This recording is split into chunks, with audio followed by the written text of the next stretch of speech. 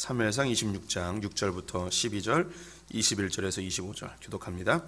이에 다윗이 햇사람 아히멜렉과 수르야의 아들 요압의 아우 아비새에게 물어 이르되 누가 나와 더불어 진영에 내려가서 사울에게 이르겠느냐 하니 아비새가 이르되 내가 함께 가겠나이다.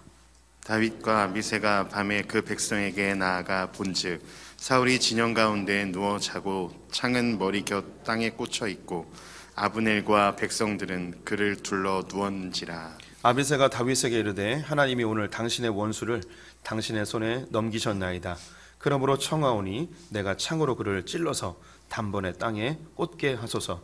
내가 그를 2번 찌를 것이 없으리이다 하니 다윗이 아비새에게 이르되 죽이지 말라. 누구든지 손을 들어 여호와의 기름 부음 받은 자를 치면 죄가 없겠느냐 하고.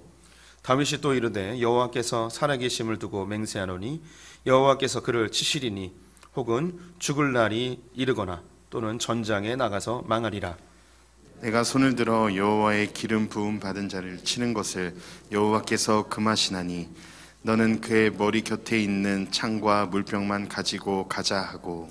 다윗이 사울의 머리 곁에서 창과 물병을 가지고 떠나가되 아무도 보거나 눈치채지 못하고 깨어있는 사람도 없었으니 이는 여호와께서 그들을 깊이 잠들게 하셨으므로 그들이 다 잠들어 있었기 때문이었더라. 사울이 이르되 내가 범죄하였도다. 내 아들 다윗아 돌아오라. 내가 오늘 내 생명을 귀하게 여겼은즉 내가 다시는 너를 해하려 하지 아니하리라. 내가 어리석은 일을 하였으니 대단히 잘못되었도다 하는지라. 다윗이 대답하여 이르되 왕은 창을 보소서. 한 소년을 보내어 가져가게 하소서. 여호와께서 사람에게 그의 공의와 신실을 따라 갚으시리니 이는 여호와께서 오늘 왕을 내 손에 넘기셨으되 나는 손을 들어 여호와의 기름 부음을 받은 자 치기를 원하지 아니하였음이니이다. 오늘 왕의 생명을 내가 중히 여긴 것 같이 내 생명을 여호와께서 중히 여기셔서 모든 환난에서 나를 구하여 내시기를 바라나이다 하니라. 사울이 다윗에게 이르되 내 아들 다윗아 내게 복이 있을지로다. 내가 큰 일을 행하겠고 반드시 승리를 얻으리라 하니라. 다윗은 자기 길로 가고 사울은 자기 곳으로 돌아가니라. 아멘. 오늘도 주님의 보좌 앞으로 나오신 성도님들에게 하나님의 은혜와 평강이 함께 하시기를 축원드립니다. 또 온라인으로 예배에 참여하신 성도님들 주님의 이름으로 축복합니다. 오늘 사무엘상 26장 다윗이 사울을 용서한 장면 함께 살펴보도록 하겠습니다. 오늘 본문에는 다윗이 사울을 죽이지 아니하고 살려두는 장면이 나옵니다. 이 본문은 제가 매우 좋아하는 본문이고요. 우리 성도님들이 가끔 아무것도 하지 않는 담임 목사님을 두셔서 아무것도 하지 않겠다고 이렇게 이야기하는 분들이 많이 계십니다. 그거는 제 책을 안 읽었거나 저에 대해서 크게 오해하시는 분들이죠. 아무것도 하지 않는다는 것은 그냥 게으르거나 나태한 삶이 아닙니다. 오늘 본문이 아무것도 하지 않는 것의 중요한 한 부분을 차지합니다. 우리가 살면서 무엇인가 하는데요, 2가지를 합니다. 첫 번째는 뭔가 이루기 위해서 뭔가를 하려고 하고, 두 번째는 뭔가 해결하기 위해서 뭔가를 합니다. 근데 뭔가 이루려 할 때에 내게 주어진 것 이상의 것들을 하다 보면 큰 문제가 생길 때가 있죠. 그래서 하나님이 원하시는 것까지만 하고 그 이상은 하지 않는 것, 그게 아무것도 하지 않는 겁니다. 그리고 문제를 해결하려 하는데 내 힘껏, 내 권한 안에서, 내 능력 안에서 해결하기 위해 최선을 다하는 거 굉장히 중요한 겁니다. 그런데 그 이상의 것들은 하면 안 되죠. 그때 문제가 생기기도 하고 범죄로 치닫기도 하고 문제를 더 심각한 상황으로 이끌기도 합니다. 그때 내 권한 이상의 것들에 대해서는 아무것도 하지 않는 것, 이것이 이제 하나님 안에서의 참된 아무것도 하지 않는 영성입니다. 오늘 이 이야기를 하려는 게 아니고요. 오늘 본문은 그 아무것도 하지 않는 것의 중요한 한 부분을 차지한다는 말씀을 일단 드리고요. 아무것도 하지 않는다는 건 내가 할 수 있지만 내 권한 밖의 일이기 때문에 하지 않는 것, 능동적으로 하지 않는 것, 이게 참된 아무것도 하지 않는 거다라고 말씀드리고 싶습니다. 오늘의 진짜 주제는 용서입니다. 용서. 다윗이 사울을 용서합니다. 오늘 눈빛이 한 2분 정도 흔들리시는데 용서라는 단어 자체만 들어도 경기를 일으키시고 알레르기가 생기고 듣고 싶지 않은 단어일 수도 있습니다. 우리 성도님들에게 원수나 나에게 큰 상처를 주거나 돌이킬 수 없는 상황으로 나를 만들었던 어떤 사람, 어떤 놈, 어떤 여성, 뭐 이런 분들이 있으면 제가 착해졌어요. 어떤 여성, 많이 착해졌어요. 어떤 여성, 뭐 이런 분들이 있다면 용서하고 싶지 않아요. 생각하고 싶지 않죠. 때로는요, 나에게 큰 상처를 준 사람은 비슷한 사람만 봐도, 어쩌면 그 사람의 비슷한 뒤통수만 봐도 막 심장이 떨리고 오금이 저리고 그럴 때가 있습니다.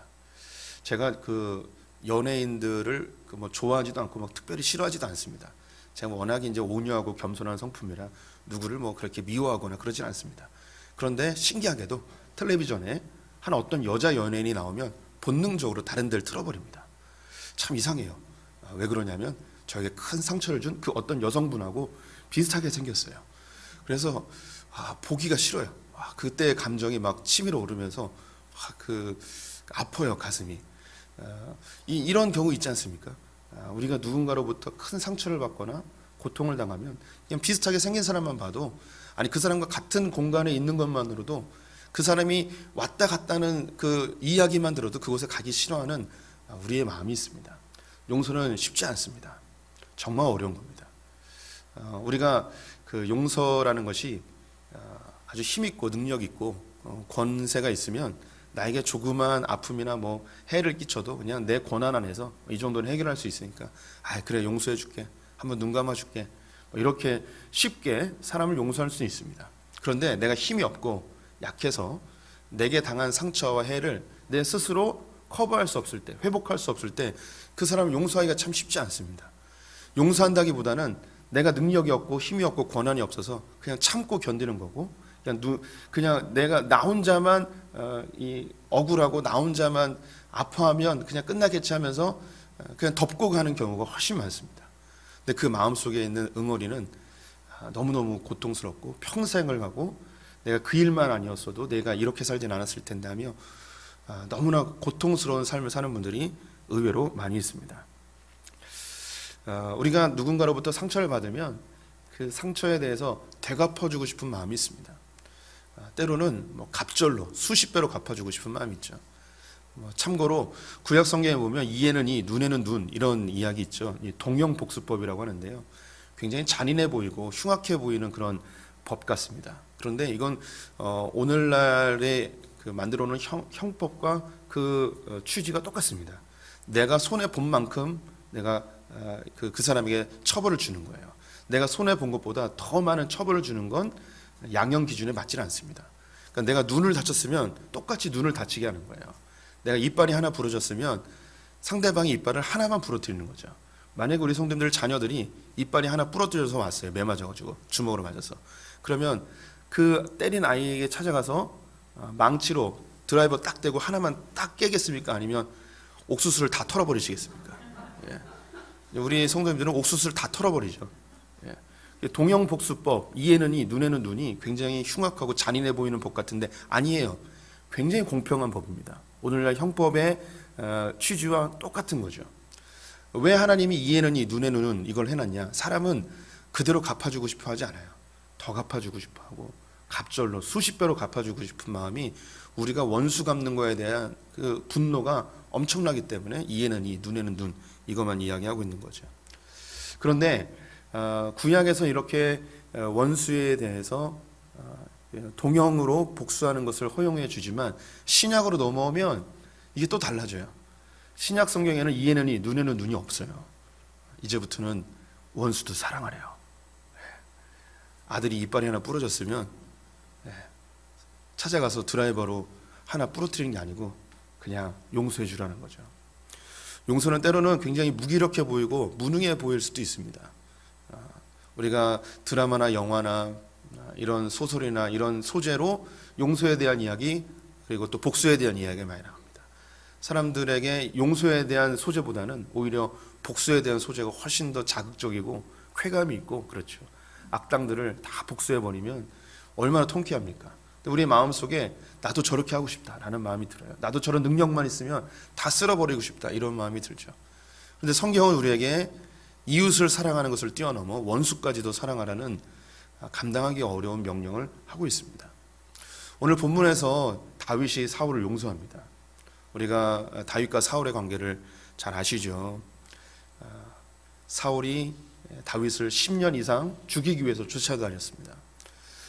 그 사람 때문에 너무 고통스럽고 그 사람만 없으면 발 뻗고 잘 수 있을 것 같고, 또 하나님이 약속하신 대로 사울만 죽으면 자기가 왕이 될 수 있는 그런 상황인데, 자기에 대해서 자기는 아무런 잘못도 없고 사울을 죽이려는 마음도 없고 사울을 해하려는 그런 어떤 마음도 없는데 왜 자기를 자꾸 이렇게 괴롭히고 자기를 죽이려 하는지, 원수 갚고 싶은 마음, 그 원한을 풀고 싶은 마음, 빨리 문제를 해결하고 싶은 욕구가 다윗은 아주 강력했을 것입니다.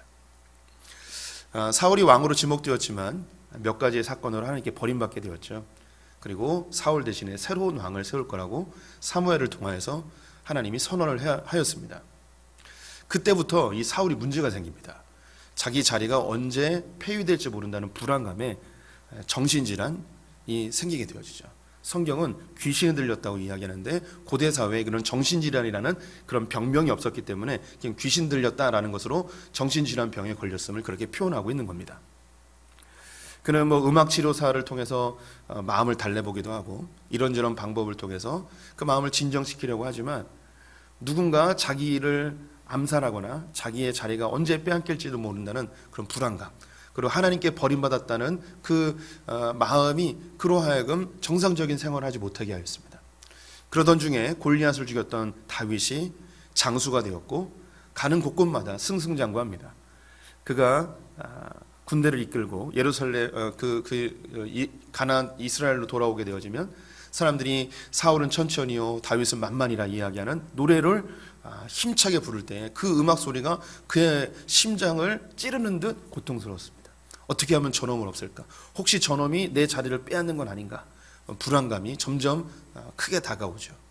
그래서 가장 험악한 전쟁터로 다윗을 내몰지만 놀랍게도 가는 곳마다 승리를 거두고 오고 다윗의 명성은 더 높아지는 걸 보면서 더욱더 괴로워집니다. 이제 간접적으로 죽이는 게 아니라 아예 직접적으로 죽이려고 다윗을 향해 창을 내 던져버리죠. 아슬아슬하게 창을 피하게 되었지만 그 이후부터 이 다윗은 사울이 자기를 미워하고 자기를 죽이려 한다는 것을 알게 됩니다. 몇 가지 사울의 마음을 점검한 다음에 결국은 왕궁을 떠나서 도망자의 세월을 하게 되어지죠. 그 사이에 요나단이라는 사울의 아들이 이 다윗을 너무너무 사랑하고 아껴서 그 피할 길을 내주고 도와주는 장면도 있습니다. 아들은 자기에게 정말 잊지 못할 너무 좋은 친구인데 그 아버지는 자기를 죽이려 하는 그 이중적인 마음, 참 너무 괴로웠을 것 같습니다. 도망자의 세월을 보내는데 그 이스라엘의 이 억울한 자들, 또 빚진 자들, 또 범죄자들, 이런 사람들이 다윗에게 모입니다. 갈 곳 없는 자들이 모여서 한 400여 명이 무리를 이루게 되어집니다. 이곳저곳에서 떠돌아다니면서 생활하게 되어지는데 한 곳에 머물러서 생활하기가 어려워지는 거예요. 그래서 모압에도 가고 블레셋에도 가고. 왜 다른 나라까지 가게 됐냐? 이 유대 땅에 머물려고 하면 사람들이 자꾸 신고하는 거예요.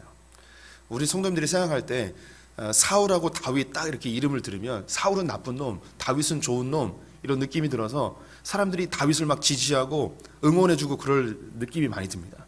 하나님이 다윗을 칭찬하니까 사람들도 다윗을 막 좋아할 거라는 생각을 많이들 하세요. 절대 그렇지 않습니다. 다윗이 한 곳에 머무르지 못하고 계속 도망다녔던 이유는 뭐냐면 이스라엘 사람들이 다윗에 대한 시선이 곱지 않았어요. 저놈은 자기의 주군을 배신한 나쁜 놈, 배신자라는 생각을 갖고 있었습니다. 그래서 가는 곳마다 신고하는 거예요. 그러면 숨어 있으면 신고당해서 사울이 군대를 이끌고 잡으러 오고 또 잡으러 오고 또 잡으러 오고 이곳저곳을 돌아다닙니다. 그가 이제 도망 세월을 이제 마무리할 때쯤 되면 그의 군대가 600명으로 늘어납니다. 군대만 600명이고요. 그 가운데 가족들, 그를 따르는 자들까지 하면 1000명, 2000명, 3000명은 되는 것이 그들의 무리입니다. 이제 문제가 생겨요. 점점 사람이 많아지니까 먹는 문제가 생깁니다. 그리고 잠자는 문제도 생겨요. 어느 한 곳에 머물 수도 없고 양식도 없고, 그리고 백성 자기를 따르는 무리들은 원성이 점점 자제해지고 더 이상 통제할 수 없는 상황까지 되어지고, 이 상황을 어떻게 하면 좋을까? 너무 스트레스 받습니다. 가는 곳마다 신고당하고 사울은 자기를 죽이려 하고 자기를 따르는 사람들의 먹고 자는 문제를 해결해 줄 수 없는 자기의 무기력함에 굉장히 힘들어하죠. 이 모든 것들을 한 방에 날릴 수 있는 방법이 뭐냐면 사울이 없어지면 돼요. 그런데 기회가 생겼습니다. 그가 10이라는 광야에 머물고 있었을 텐데요, 역시 그곳에 살고 있던 어떤 사람이 다윗이 이곳에 와서 숨어 있다고 사울에게 신고를 합니다. 26장 1절 2절 같이 읽어보겠습니다. 10사람이 기브아에 와서 사울에게 말하여 이르되 다윗이 광야 앞 하길라 산에 숨어 있지 아니하였나이까 하매 사울이 일어나 10광야를 다윗을 찾으려고 이스라엘에서 택한 사람 3,000명과 함께 10광야로 내려가서 네, 10이라는 광야에 숨어 있었습니다. 그때에 한 사람이 신고해서 사울에게 고발을 하였는데, 이 사울이 3,000명의 군대를 데리고 다윗을 잡으러 옵니다. 여기서 택한 사람 3,000명이라 하면 사울이 데리고 있었던 정예군 3,000명입니다. 아주 싸움만 하는, 돈 받고 싸움만 하는 전문 이제 군인들이죠. 이 사람들을 데리고 찾아오게 됩니다. 다윗은 동굴에 이제 숨어 있었고요. 이 사울의 군대들이 다윗을 잡으러 왔다가 들판에서 야영을 하게 되어집니다. 산 위에서 그 모습을 보고 있는데, 이 사울의 군대들이 많이 지쳐서 그냥 그 경계가 느슨해지고 잠들어 있는 모습을 보면서 그의 마음속에 내가 이 도망자의 세월, 나를 따르는 자들의 이 원성, 먹고 자는 문제, 그리고 이제 도망하는 것도 지쳤고 이 모든 문제를 해결할 수 있는 방법이 딱 생긴 거예요. 저렇게 잠들어 있는 사울을 내가 죽이면 이 모든 문제가 해결되겠구나. 그래서 누가 나와 함께 가겠느냐 라고 하자 아비새라는 사람이 따라옵니다. 이 사람은 발이 빠르고 싸움에 능한 자였습니다. 함께 갑니다. 근데 아니나 다를까 경계도 느슨하고 사울 주변에 있는 근위병들도 다 잠들어 버렸습니다. 바로 옆까지 갔는데도 아무도 깨어나질 않았습니다. 성경을 보니 여호와께서 잠에 들게 하였다라고 이야기합니다. 사울 머리맡에 창이 하나 꽂혀 있었습니다. 그 창은 다윗에게는 아주 생생한 창입니다. 자기가 왕궁에 있을 때 자기를 죽이기 위해서 사울이 직접 던졌던 바로 그 창입니다. 그리고 여행하면서 가지고 다니는 물병이 있었습니다. 아비새가 이야기합니다. 이놈을 한 방에 죽여버리겠습니다. 우리 8절 말씀 같이 읽어보도록 하겠습니다. 아비새가 다윗에게 이르되 하나님이 오늘 당신의 원수를 당신의 손에 넘기셨나이다. 그러므로 청하오니 내가 창으로 그를 찔러서 단번에 땅에 꽂게 하소서. 내가 그를 2번 찌를 것이 없으리이다 하니. 아비새가 임금님, 내가 한 번에 죽여버리겠습니다. 2번 찌를 것도 없습니다. 절유의 기회입니다. 아비새가 이야기하기를 하나님이 오늘 당신의 원수를 당신의 손에 넘기셨나이다. 하나님께서 절유의 기회를 주셨습니다. 이제 도망자의 세월이 끝나고 이제 고통의 날이 끝나고 이제 행복입니다. 이제 당신께서 이제 이스라엘의 왕이 되시면 됩니다. 하나님이 이런 기회를 주셨습니다. 하나님의 이름을 들고 이야기하는 거예요. 우리 성도님들이 다윗이라면 느낌이 어떻겠습니까? 하나님이 기회를 주셨어요. 아무도 안 일어나요. 정말 하나님이 절호의 기회를 주신 것 같아요. 이제 창으로 찌르면 되는 거예요. 다윗이 직접 죽이지 않아도 돼요. 다윗이 자기 손에 피를 안 묻혀도 돼요. 그때 그런데 다윗의 마음속에 정말 죽이고 싶었고 이 지긋지긋한 도망자 세월을 끝내고 문제를 해결할 수 있는 절호의 기회인데 갑자기 손을 내밀면서 하지마 라고 합니다. 하지마. 대신에 사울의 창과 물병만 챙겨서 돌아가자. 돌아갔는데도 아무도 깨어나질 않습니다. 왜 그랬을까요? 왜 안 죽이고 그냥 돌아왔을까요? 이미 한 번 기회가 있었습니다. 엔게디 광야에서 다윗을 잡으러 왔던 사울이 뒤가 급해서 동굴 입구에서 용변을 보고 있는데 다윗이 몰래 가서 칼로 그를 등 뒤에서 꽂아서 죽이면 되는데 죽이지 않고 그의 옷자락만 자르고 옵니다. 그때 이야기하기를 임금님, 저는 임금님을 해할 마음이 전혀 없습니다. 저에 대해서 제발 오해하지 마십시오. 여기 옷자락이 있습니다. 임금님을 죽일 수도 있었지만 이 옷자락만 자른 것은 임금님을 죽일 마음이 없기 때문입니다. 저를 오해하지 마십시오. 저를 이제 더 이상 쫓아오지 마십시오 라고 했는데 그럼에도 불구하고 또 쫓아온 이 사울에 대해서 이번만큼은 내가 한 번 용서해 줬는데 또 용서해 줘야 되느냐, 이번엔 정말 죽일 수 있는데 근데 죽이지 않습니다. 우리 성도님들이 다윗의 상황이라면 용서해 줄 수 있었을까요? 아니면 죽였을까요? 다윗은 용서합니다. 왜 용서하는가?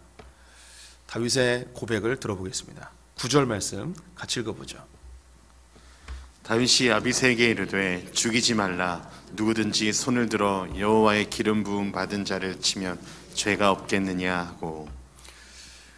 다윗이 사울을 용서한 첫 번째 이유가 뭐냐면 그가 기름 부음 받은 자라는 거예요.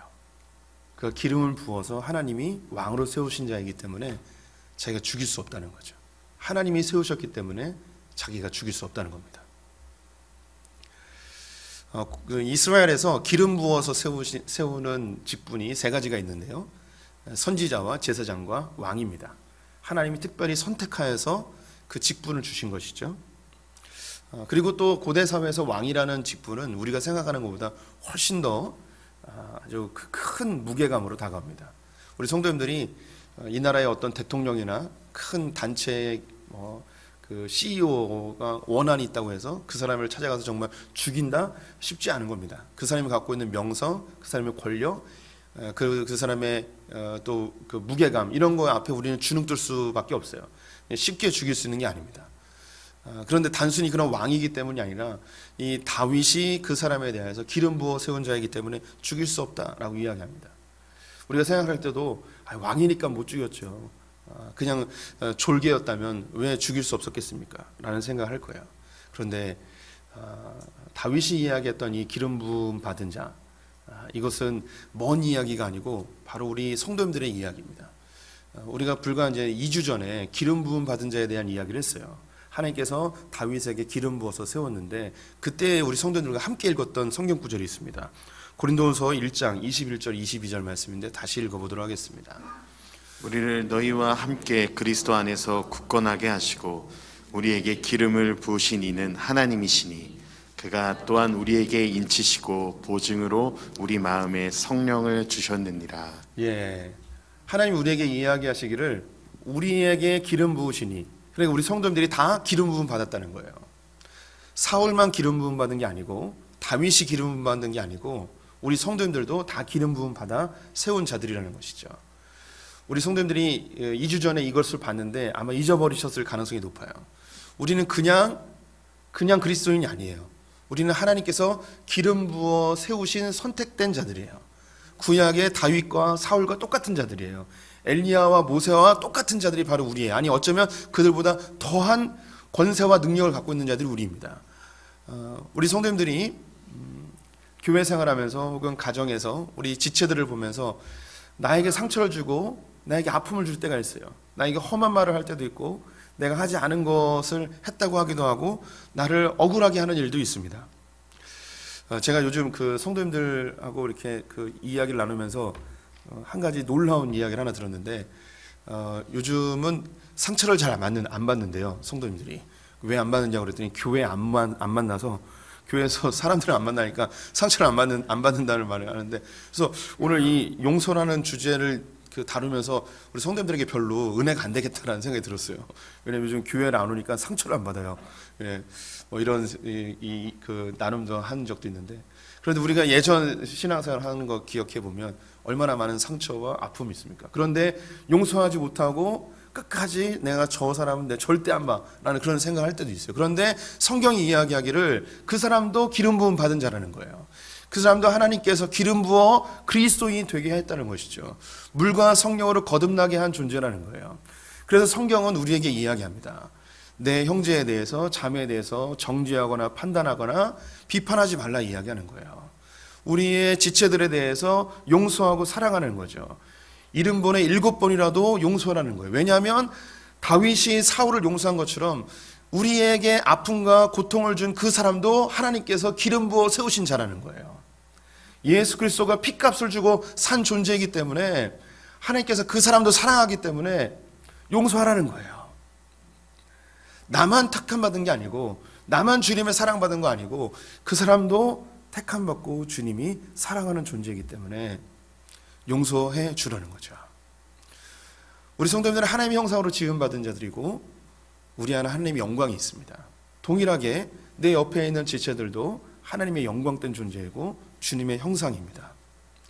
로마서에서 이야기하기를 바울이 그의 성도들에게 비판하지 말고 정죄하지 말라 이야기하면서 그 뒤에 따라오는 이야기가 뭐냐면 지금 하나님께서 우리의 옆에 있는 지체를 만들어가고 있다는 거예요. 완성된 건 아니에요. 그런데 왜 모양이 이 모양입니까? 왜 이 꼴입니까? 왜 저거밖에 못합니까? 라고 정죄하고 판단한다면 그 사람을 비판하거나 사람을 욕하는 게 아니고 지금 만들고 있는 하나님을 욕하는 거라고 규정하고 있습니다. 우리 성도님들 옆에 있는 분들은 아직 다 완성된 게 아닙니다. 어떤 분들은 그리스도인 장성한 분량의 90% 정도 완성된 사람들이 있을 수 있고요. 어떤 분들은 이제 5%, 10%밖에 완성되지 않은 분들도 있습니다.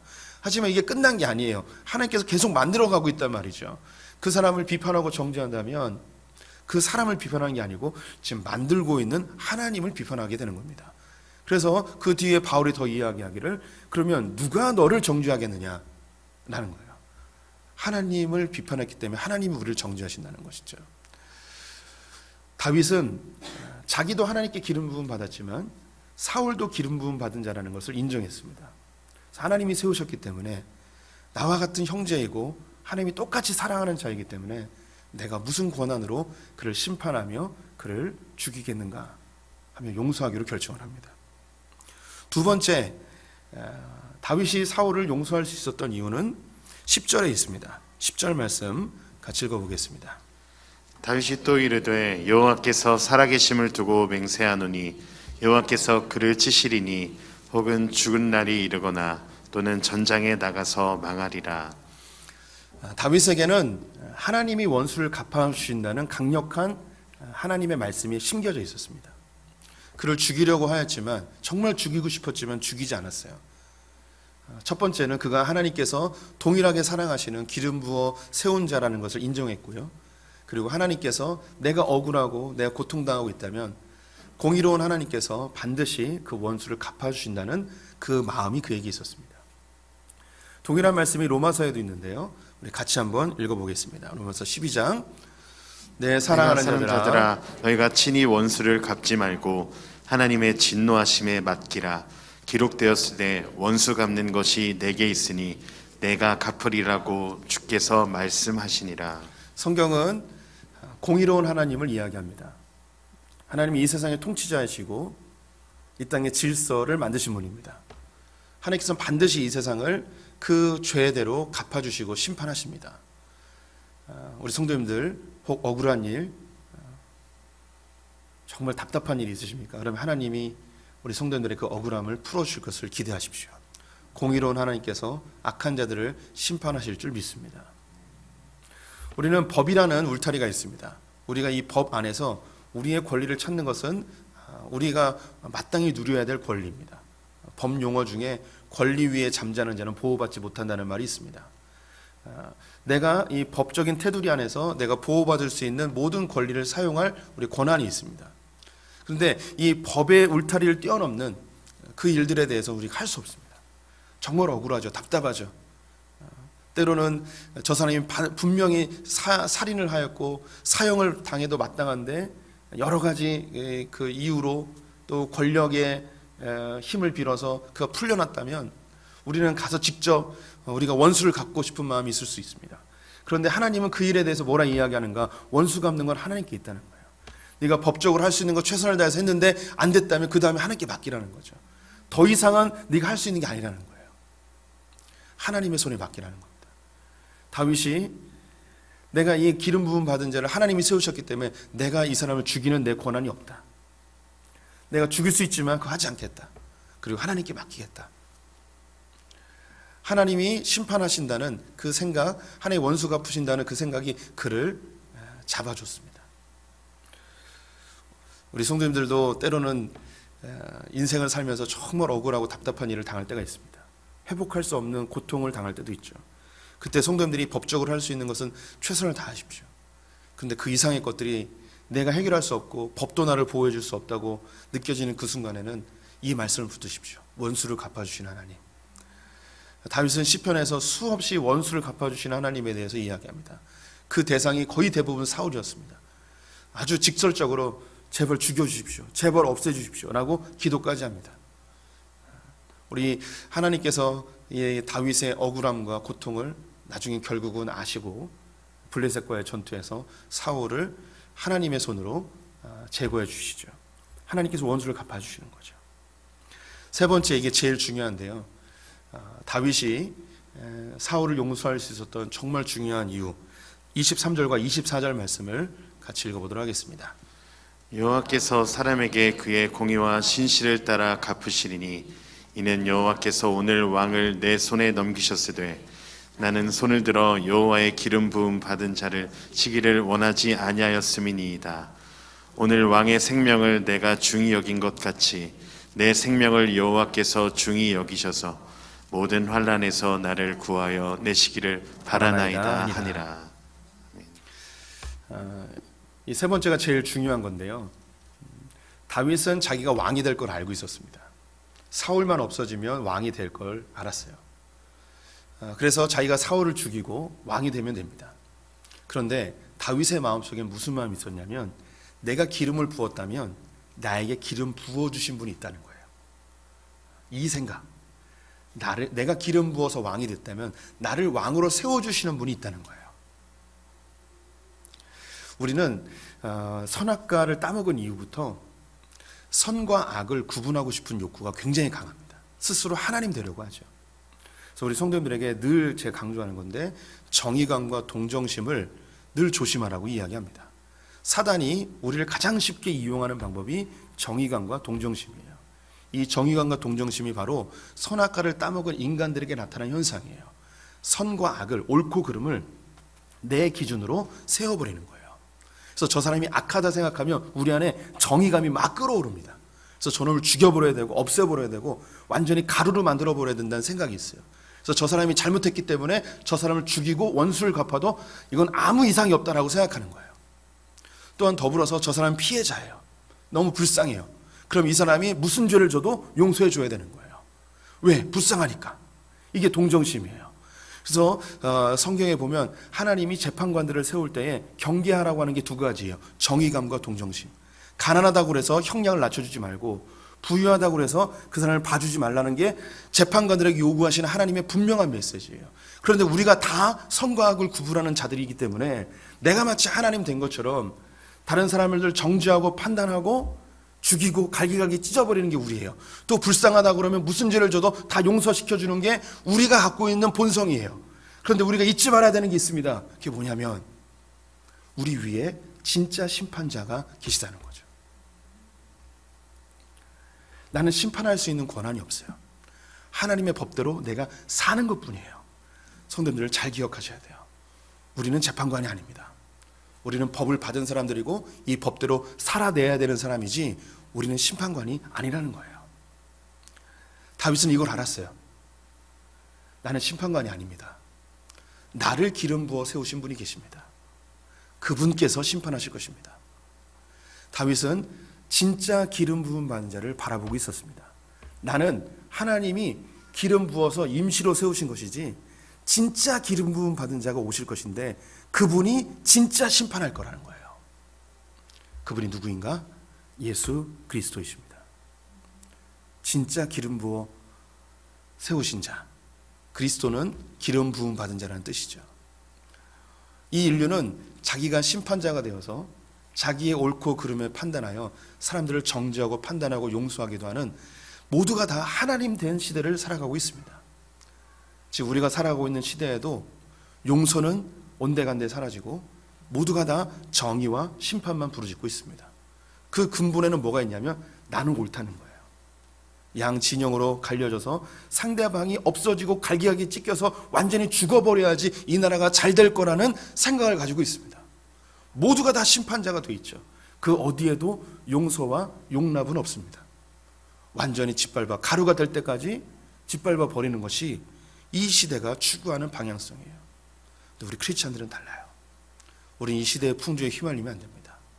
우리는 선과 악을 구분하는 재판관이 아니라 하나님의 법대로 살아내야 되는 사람들입니다. 우리가 하나님께 기름 부어 받은 크리스천이 되었다면 우리를 기름 부으신 분이 계세요. 그분이 진짜 기름 부음 받은 자예요. 그분이 예수 그리스도이십니다. 우리 성도님들이 살면서 용서할 수 있는 그런 기회와 사건, 그런 상황에 놓이는 것이 흔치 않습니다. 근데 이 설교가 오늘 이 시간에 전혀 은혜가 안 될 수도 있어요. 내가 지금 뭐 용서의 상황에 놓여 있지 않는 분들이 거의 대부분입니다. 근데 이 설교가 왜 중요하냐면, 다윗이 사울을 죽이고 용서할 수 있는 기회가 인생에 딱 2번 있었어요. 근데 그때마다 여기에 나와 있는 이 말씀이 그의 마음을 사로잡아 버렸습니다. 제가 2가지 주제로 설교를 준비했는데 이걸 할까 저거 할까 하다가 이 용서를 이야기했어요. 다른 주제가 뭐냐면, 우리가 그 12절 뒤에 보면 여호와께서 그들을 깊이 잠들게 하셨으므로 그들이 다 잠들어 있었기 때문이었더라. 하나님께서 그들을 잠들게 하셨어요. 아무도 안 깨어나게 했어요. 이게 뭘까요? 하나님이 다윗을 테스트했어요. 하나님이 테스트했어요. 근데 다윗의 마음속에 기름 부어 세운 자, 하나님의 원수 갚아주는 것, 그리고 내 위에 또 하나님이 계시는 그분이 계시다는 걸, 이거 아는 게 그를 잡아줬어요. 그는 죽일 수 있었어요. 그는 심판할 수 있었어요. 그런데 하나님의 말씀이 다윗을 잡아버린 거예요. 다윗이 용서한 게 아니라 하나님의 말씀이 살인하려 하였던, 원수 갚으려 했던 다윗을 잡아버린 거예요. 이게 왜 중요한가? 다윗이 왕이 되었을 때에 유다 백성들 외에 모든 10개의 지파가 다윗을 적대시하였습니다. 선왕을 암살하고 세워진 왕이라고 생각한 거예요. 만약에 진짜 죽였으면 다윗은 왕으로 등극할 수 없었습니다. 다윗은 자기의 원수를, 자기의 상대방을 짓밟아 죽이고 세운 그런 정복자가 아니에요. 다윗은 평화의 왕으로 와야 되는 거죠. 마치 예수 그리스도께서 평화의 왕으로 오시듯이. 하나님께서 이 다윗을 평화의 왕으로 세우기 위해서 그의 마음을 말씀으로 확 잡아준 거예요. 우리 성도님들이 오늘 이 설교를 들었고, 또 이전에도 용서에 대한 설교를 많이 들었어요. 우리 크리스찬들은 달라요.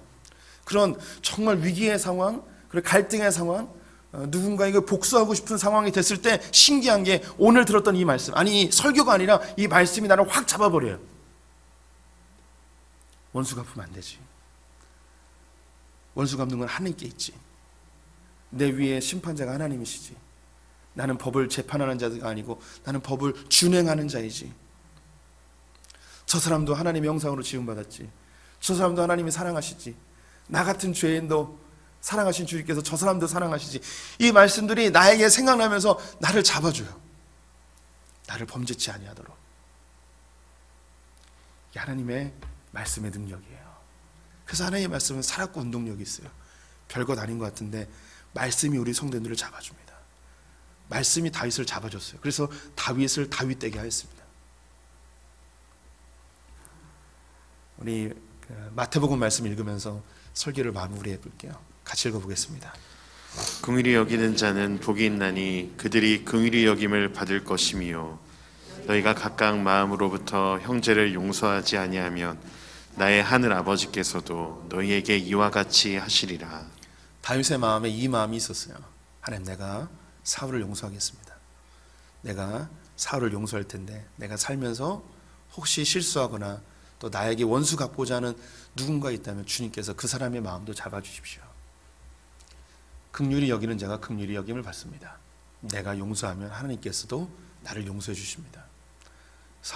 다윗이 살면서 왜 그를 미워하는 사람이 없겠습니까? 우리는 아무 짓도 안 해도 누군가 나를 미워하게 돼요. 서두에 이야기했듯이 누군가로부터 상처를 받았는데 그 상처 준 사람이 저랑 비슷하게 생겼으면 그냥 제 얼굴만 봐도 제가 싫을 수도 있어요. 나의 의도와 관계없이. 누군가 나에게 원수 갚을 수도 있어요. 그런데 다윗이, 그리고 성경이 이야기합니다.